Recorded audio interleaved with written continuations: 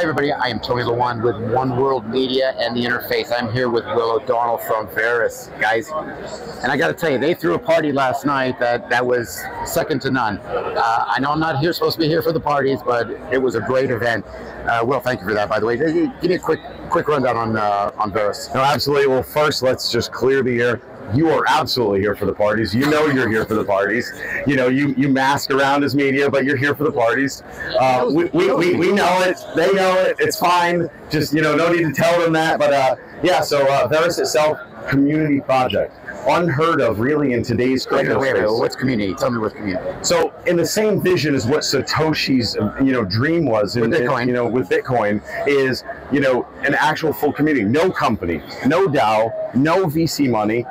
We are a group of people from all over the world that came together. The project launched in 2018, and we came together here at Consensus on our own dime. Wait. You're not being paid. You're going to tell me you're not being paid. I am not. I'm actually a professional actor out in London. That's what I'm saying. I knew that, by the way, and I'm sitting there. Is he acting on me now? I'm not. I mean, that's an Oscar material. Yeah, I appreciate that. So I'm an actor out in London, and I got a feature film coming out this year. What is it? It's called Hey Joe with James Franco as the lead. I've got a TV show on the Peacock Network, John Carpenter's Suburban Scream. So that is my trade. I am an actor. Okay. I've been involved with this project since 2019. Nobody gets paid. Okay, we believe in the technology. We believe in the product. I'm gonna check him out on this. This is gonna call a fact check. So just follow me for 1 second. How much are you being paid to be here today? Nothing. We paid to be here. Nothing. We can get paid.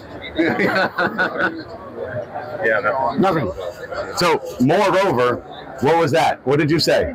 We paid to be here. You're paid to be here. Yeah. How do I find guys like this for our company? Paying for the hotel room, paying for the flights. Where did you come from? Amsterdam. You came from Amsterdam. Where did you come from? Lisbon. Germany. What the hell, guys? And you guys paid your own trip, paid your own...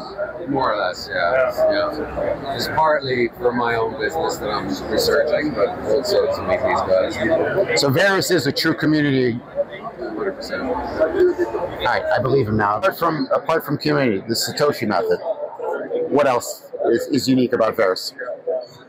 We have it all. Everything you need. Now, the lead developer of Verus is Mike Toutonghi. And if you're familiar with Microsoft.net, okay, there are two named developers of Microsoft.net. Mike Toutonghi is one of the two. He was a former vice president of Microsoft. He was a technical fellow at Microsoft. He left, set his sights on the crypto world. And, he's humble to what he's brought into, 40 years of the IT world. But, him being the lead developer, a wonderful group of core developers under him. I mean, building on Verus, there's nothing like it. So we have easily tens of thousands of community members worldwide. Even last night, I had one of our community members, I'd never met him until last night, came in from Kazakhstan. Wow. Okay. We have community members worldwide in all pockets of the world. One of the biggest things about Verus and that, community growth for worldwide, participation is we needed to know that we wanted to facilitate in that, CPU mining. Okay. A lot of other projects, when they're doing, proof of work, consensus, and we utilize a 50% proof of work and a 50% proof of stake. Okay. What we call in the Verus world proof of power. Okay, that makes it 51%, verifiably 51% hash attack resistant. But with that proof of work, with CPU mineable, it still sticks to that vision of Satoshi of one computer equals one vote. That's important because in today's world of crypto, you are seeing, massive, $8,000 systems that are needed to mine Bitcoin, $8,000 plus systems. Yeah. That really takes people out of being able to participate in that consensus model. To have worldwide consensus, I need to know that somebody in a small village in the middle of, Africa or whatever can participate. And the good news is they can actually use cell phones to mine Verus. And that's important because now they're part of the community. They're part of that consensus model. And they're also given opportunities that they wouldn't otherwise be able to get. We have one of the most green proof of work, technologies in existence because we can actually, mine off of cell phones. And on top of that, a lot of people are actually utilizing used cell phones that they buy off eBay. Broken Wow. screens, Samsungs. Now we're looking at even more. We're looking at electronics recycling, not putting more electronics into the landfills. Again, allowing worldwide use of our cryptocurrency from every corner of the world. Thousands of members all over currently mining Verus. And Could it be hacked? No. I mean, and we actually have actively asked people to come and try. There are extensive bounties out there that if somebody were to find a way, find some loophole, we will pay them off of community donations to, show us where these glaring holes are. We challenge people to do that, because that's how you have a good product. When you can openly say, come and hack our system. Do it, please, because we'll pay you if you find something. And so, be careful what you wish for. Everybody who's ever said that before has turned around. You got those crazy ass hackers out there. I throw the gauntlet down. Do it. Gauntlet has been dropped. Gauntlet's been dropped, guys. Will, it's been a pleasure. It's been an absolute pleasure. I appreciate it. And I look forward to seeing you tonight. Hi, everybody. Tony Lawand. I am here at Consensus 2024. We're on the floor. I'm here with my very special guest from Verus, and truthfully, in the show, one of the top companies. We've met them before. Mike Toutonghi. He is I'm going to call you the founder of the community, because you were really the actual founder and put this thing together. I am a founder. Okay. You're the driving force. I may have come up with some of the ideas that formed the initial, starting point. But it took multiple people to even found and launch the protocol, and I had a lot of help, from like JL77, who at the time was the lead developer for Komodo, as well as all of the other founders in Verus. You have a small background with Microsoft. A little bit. Why don't you tell our viewers what that is? Okay, so I was a vice president and technical fellow at Microsoft. Prior to that, I did development before Microsoft, though, and also after. But I was the lead developer for the kernel for Windows 95. I started the Microsoft Java platform before Sun sued Microsoft. And I also was a founder of the .NET platform in Microsoft. I was the chief architect and technical fellow on Microsoft's advertising platform. And when I left Microsoft after being a vice president for the eHome division, started a social network, and Microsoft bought it back, and I found myself back there as a technical fellow. Give us the true in-depth background, because you and I were talking about what Verus is going to do for the world. After working at Microsoft and doing a number of different things there, some of them related to machine learning, the next thing I did, I was CTO for a large telco company, and after I left that company, I was consulting.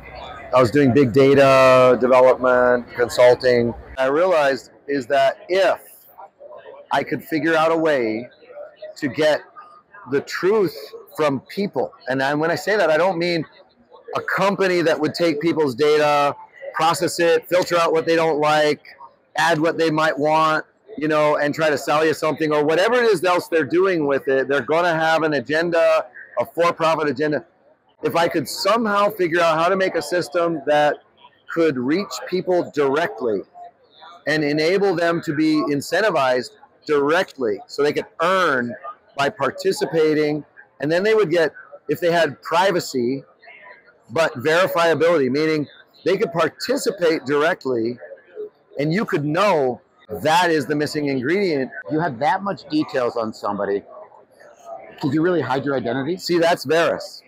That is Verus, because Verus is actually Latin for true, and I don't need those details on someone. What I need is people to be able to have those details on themselves and selectively prove anything that they want to about themselves. You know what I mean? Yeah. And so there isn't. If a company needs to get that information on someone before this can work, I don't believe that's going to work. It's a non-starter. And so looking at what technology was available to actually create this network that it had to scale to the entire world. Yeah. Right? It had to be able to directly incentivize people for this kind of participation. And the closest kind of glimmer of a technology that would enable that was Bitcoin. You know, I don't believe that Satoshi actually just gifted to the world a single currency and a single ledger and a protocol to make everybody care about number go up on a currency.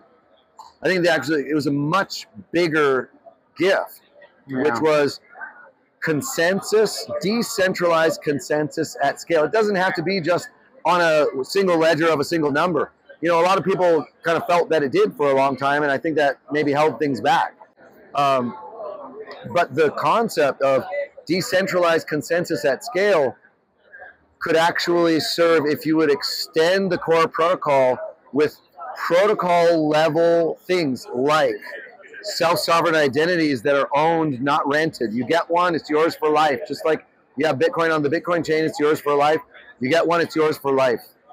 And you can actually put data into it. You can use it to prove things about yourself, and you can actually have digital signatures. So everybody, you know, when you're born, you could scratch something or draw something on the wall or write something in the sand, and you learn to use a pen, and you got a signature, right?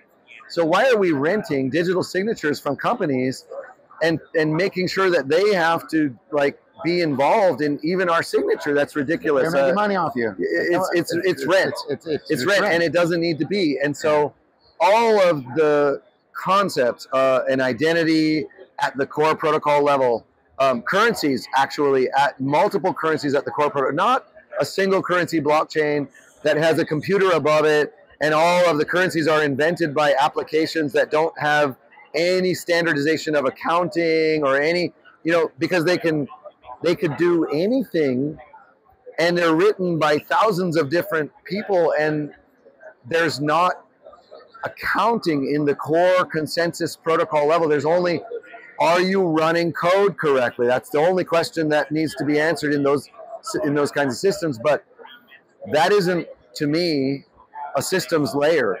Right. That is more like what you think of as DOS. And you know, if people aren't familiar, you know, this is the old operating systems that basically if you're under 40, you probably don't know those letters. It didn't have the security in the base layer, and people build apps, and the apps could do anything to the computers, but because computers weren't really used for too much mission critical stuff at that time in the consumer world, right. You know, it wasn't seen as the risk it was until later on when they started being. Government oversight. Is it going to be a problem? Are you a problem to the government because you're so decentralized? So that's a really interesting question, because so we are decentralized in the same spirit as Bitcoin. You know, no ICO, no pre-mine, no development fee. No one takes a tax from the protocol. And if a community or a government or a company launches a blockchain, it's like Linux in the sense that there's no rent. They power their blockchain. Their community powers their blockchain. They have different kinds of options that they can constrain. We are 50% proof of work and 50% proof of stake. They can leverage the proof of work hash power that runs the entire network of blockchains so that they get strong proof of work security. And they can choose to make it possible for everyone in the world to participate in proof of stake, or they could also limit proof of stake to identities that they may control. But the core protocol itself, it's a protocol. Like it's, you know, I write software that the world runs. I don't have data centers that run Verus. The world runs Verus. Yeah. The same way the world runs Bitcoin. You know, I'm not taking a profit from people running Verus. So the regulation that you would fall under, I mean, it's really in a gray area. Which one do you fall under? You're not a security for sure. No. It's not actually. It's kind of a human rights question, is what it really is. You know, the governments have not really trampled on those too much in the past, but okay. So can someone write code as speech without taking a profit? That's been already decided that they can. You know, if you look at some of the legislation that's making it through legislature and get to the Oval Office at some point in the U.S., they do recognize sufficiently decentralized protocols, and I think you have to recognize sufficiently decentralized protocols because Bitcoin exists, for example. Not just that, but I really believe there's a human rights question, and I don't believe that there is a protocol, not even Bitcoin. I don't believe that there is a protocol that is, you couldn't say it's more decentralized than Verus is, I believe, as decentralized as a protocol can be. So let me give you a few use cases, okay?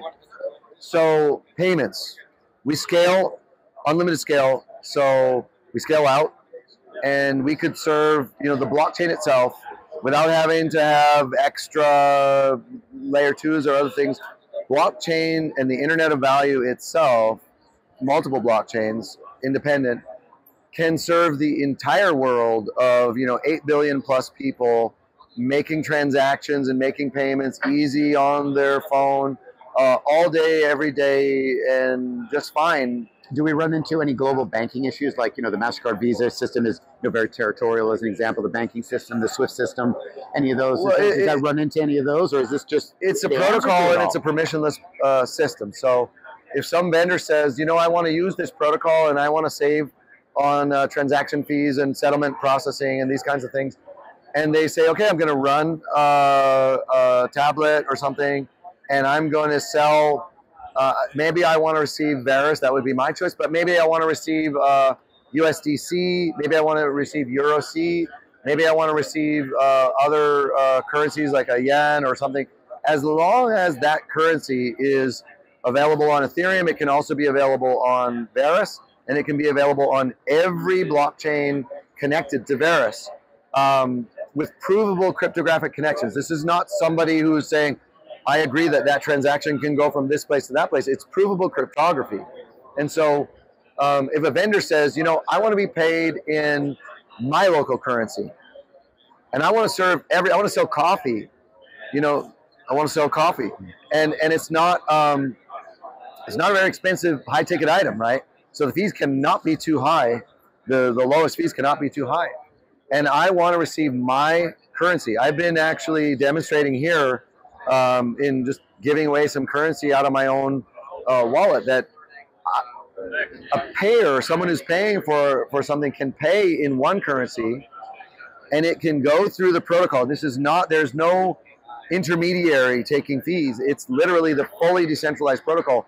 It can go through the protocol, and it can be converted through the protocol to the vendor's currency.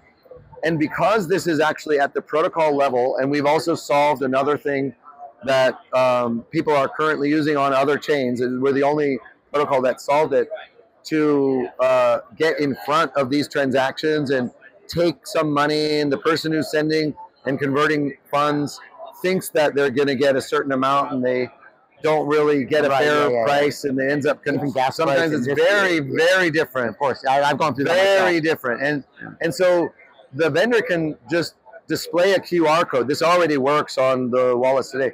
Display a QR code. I want to receive Bitcoin. I want to receive Ethereum. I want to receive Verus, or I want to receive, US dollars or EuroC as tokens, right? The person paying did it from Europe, and you're in US, and you say, I want to pay with my euros that I hold. They snap that QR code. It shows them the currencies that can be converted and the amount that they would pay. They click on it, and the payment is transferred. Will and I were trying to find whoever that first person is. Oh yeah, that's right. You asked me. I said we want that. There's definitely, you're going to be the poster child of this company. Well, I will look into Block One to see if maybe I could figure that out. But I don't know that I don't know. I've never actually focused on doing that. That could be a great hunt. If you think about it, it's like, who bought the first Bitcoin? Nobody really, is going to know. But probably Satoshi mined the first block. He probably mined the first block, but who was the first? Who was the first one who received or bought or? Yeah. We don't know. We don't know because it's decentralized, and that's and so I can only when we know the pizza guy who gave away how many of those. And it's funny. We had our pizza moment as well.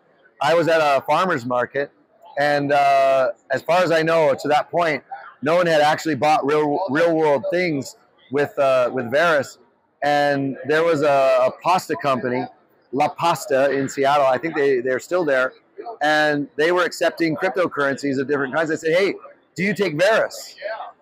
Verus, I don't know that one. And so let me point you to the website that people are running for Verus community, and here it is. Looks really interesting. Yeah, I'll take Verus. And I said, okay, I'm going to buy some pasta. So he was able to take it right there on the spot. He did right there on the spot. I bought pasta. That's incredible. With Verus, and recorded that, posted it to the community Discord. And as far as I know, that was like our pizza moment. I was going to say that could have been the first. I think it was the first purchase. Yeah. If nobody's tried. Okay, so Mike, this has been a great coffee moment with you. It's been a pleasure with you guys. Thank you, Tony. We spent 3 days with you guys. Guys, check out Verus, Verus.io. You can reach any of these guys. I know they're very accessible. They're really nice guys, very knowledgeable. And this newbie in the business over here, we hope you make a career of what you're doing. I'm looking forward to succeeding in a career. Oh my God, it's been a pleasure, Mike. Great to thank meet you so much. Thanks, guys. All right, good one. And the last thing, my question for you. It's time for you to come clean. Okay, go on. You're really here for the parties. Tell them. Yes, just the parties.